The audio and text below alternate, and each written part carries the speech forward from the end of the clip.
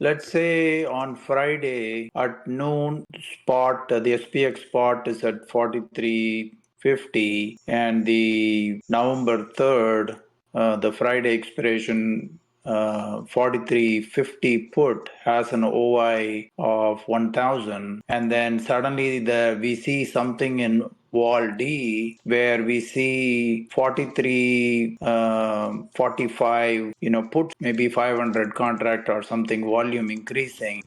So if I understand it right, the market makers hedge based on gamma, but are they, because all of the data that we are seeing is based on open interest, now that the new volume of 500 came in, are they going to be hedging for that, or are they based on the previous day? So I'm trying to see what is the effect of the volume on the day of the zero DTE option. Does it have any hedging impact at all, or do we always have to watch these two in parallel? Well, you should watch them in parallel because we don't bring them together, right? Okay. And so, again, just to be clear here, broker dealers, market makers do not warehouse risk. They're not in, that's not their business. They're not out there to just sit on the OI numbers from the morning. Of course, they're hedging as they need throughout the day. You will not see that in an OI analysis. Let me repeat that. You will not see zero DTE in a morning OI analysis. You will not see it. So anybody who brings flow to the table purports to be doing this, but they're making a lot of assumptions. Okay. Okay. So if you want to go watch a flow service, you can go watch Trading Ticks, you can go watch Spot Gamma, you can go watch Cheddar, you can, do, whatever.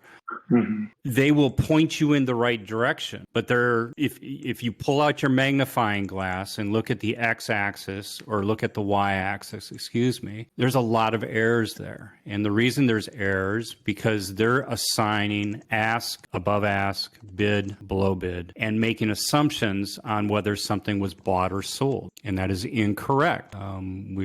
We've proven it here in many other discussions and data, and the bottom line, many multi-legged transactions occur with the same tag. And so if I'm putting a vertical on, they may both have a below the bid type of tag, which means they both were sold, which we know that is not the case. So unless you now have the ability to go in and figure out what makes greatest sense here, you're not going to be able to do it, yet it's going to indicate a lot of premium getting sold. So that is the fallacy of using flow data to look at real time what's happening over the between the two structures. So we've chosen to take some of that, all of the subjectiveness out of the presenting the information to you and leave it to you to decide what you think is going on. And that is the whole purpose of Vol D, Vol M,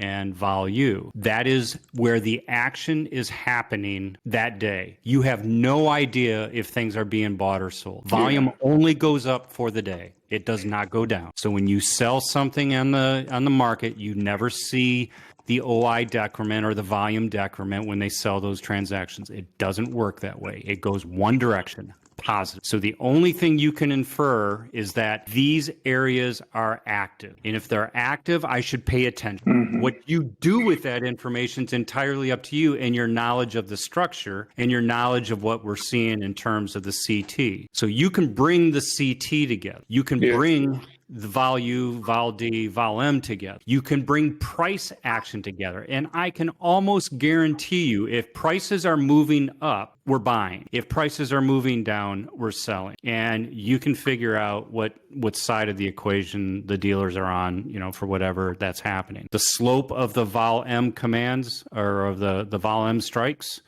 both on the call side and on the put side, give us great indications about what price most likely is going to do. So I would pay specific attention to that. But if you're looking for like this integrated thing where you've got one master signal that's telling you exactly what's going on, it doesn't exist. So anybody who purports to have something like that is lying at best, and at worst, they're misleading you, because there's so much at this level, at the retail level of tools, the ability to have those data feeds and the processing necessary to have level 2, level 3, to get the tags on the brokerages that are placing the trades, and all of that goes into that through CBOE and CME is very expensive and very big. It's beyond our capability. Yeah. And so I there are obviously the big boys and girls out there, the broker dealers and market makers have got visibilities that we certainly don't have in real time, because they are the ones who make the market.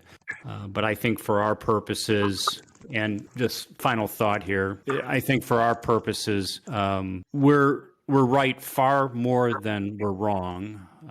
So we're better than 51%. And I would, put it, my gut feeling is that we've carried the ball 70 to 80% of the way there. Could we do better? Could we bring some other tools to the table? We think the answer to that is yes. And we're working on that behind the scenes, but it's an asymptotic curve, meaning it takes far more effort to go from B to B plus, right? So going from C to B was pretty easy, but going from B to A is going to be an astronomically, challenging and expensive thing. So